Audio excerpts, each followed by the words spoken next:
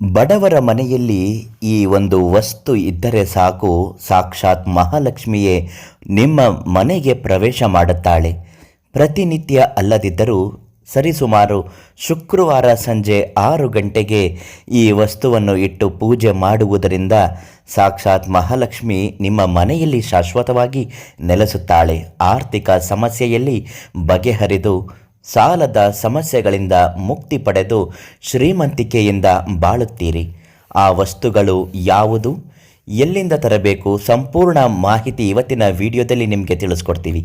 ಅದಕ್ಕಿಂತ ಮೊದಲು ನಿಮ್ಮ ಜೀವನದಲ್ಲಿ ಯಾವುದೇ ಸಮಸ್ಯೆಗಳಿಂದ ನೀವು ಬಳಲುತ್ತಿದ್ದರೂ ದೈವಜ್ಞರು, ಪಂಡಿತರು, ಹಿರಿಯ ಜ್ಯೋತಿಷಿಗಳಾದಂತಹ ವಶೀಕರಣ ತಜ್ಞರು ಶ್ರೀ ವೇದಾಂತ ಶರ್ಮಾ ಗುರೂಜಿಗಳು ಇವರಿಗೆ ಒಂದು ಫೋನ್ ಮಾಡಿ ಸಂಪರ್ಕಿಸಿ ಪರಿಹಾರವನ್ನ ಒಂದು ದಿನದಲ್ಲಿ ಪಡೆದುಕೊಳ್ಳಿ.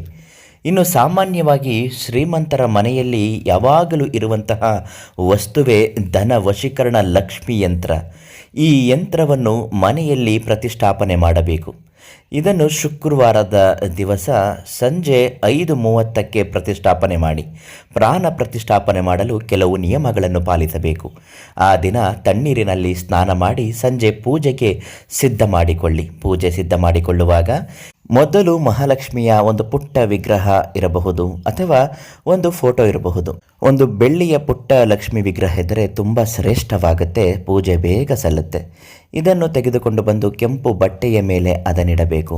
ಒಂದು ಮುಷ್ಟಿ ಅಕ್ಕಿಯನ್ನು ಕೂಡ ಇಡಬೇಕು. ಅರಿಶಿಣದ ಕೊಂಬನ್ನು ಇಡಬೇಕು. 8 ಕವಡೆಗಳು, ಪುಟ್ಟ 8 ಕವಡೆಗಳನ್ನು ಮುಂದೆ ಇಡಬೇಕು. ಇಷ್ಟನ್ನು ಇಟ್ಟಾದ ಬಳಿಕ ನಿಮ್ಮ ಮನಸ್ಸಿನ ಬೇಡಿಕೆಗಳು, ಆರ್ಥಿಕ ಅಭಿವೃದ್ಧಿಯಾಗಬೇಕು, ಸಾಲದ ಸಮಸ್ಯೆಗಳಿಂದ ಮುಕ್ತಿಯನ್ನು ಪಡೆಯಬೇಕು, ಮಹಾಲಕ್ಷ್ಮಿ ನಮ್ಮ ಮನೆಗೆ ಬಂದು ಪ್ರವೇಶ ಮಾಡಬೇಕು ಅಂತ ಭಕ್ತಿಯಿಂದ ಬೇಡಿಕೊಂಡು ಒಂದು ಪುಟ್ಟ ಲೋಟದಲ್ಲಿ ಹಾಲನ್ನು ನೈವೇದ್ಯಕ್ಕೆ ಇಡಬೇಕು. ಇದರ ಜೊತೆಗೆ ಈಗ ನಾವು ಹೇಳುವಂತಹ ವಸ್ತುವೇ ಧನಲಕ್ಷ್ಮಿ ವಶೀಕರಣ ಆಕರ್ಷಣ ಯಂತ್ರ.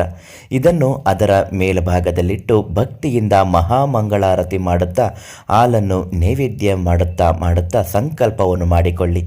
ಖಂಡಿತವಾಗಿಯೂ 3 ಶುಕ್ರವಾರದ ಒಳಗಾಗಿ ಮನೆಗೆ ಧನಾಗಮನ ಆಗುತ್ತದೆ. ಮಹಾಲಕ್ಷ್ಮಿ ಮನೆಯಲ್ಲಿ ನೆಲೆಸುತ್ತಾಳೆ. ಅದಕ್ಕಾಗಿ ಧನಲಕ್ಷ್ಮಿ ವಶೀಕರಣ ಯಂತ್ರ ಪಡೆದುಕೊಳ್ಳುವುದಕ್ಕಾಗಿ ಪಂಡಿತರು, ದೈವಜ್ಞರು ಶ್ರೀ ವೇದಾಂತ ಶರ್ಮಾ ಗುರುಗಳಿಗೆ ಒಂದು ಫೋನ್ ಮಾಡಿ ಅವರಿಂದ ಅದನ್ನು ನೇರವಾಗಿ ಕೇಳಿ ಪಡೆದುಕೊಳ್ಳಿ.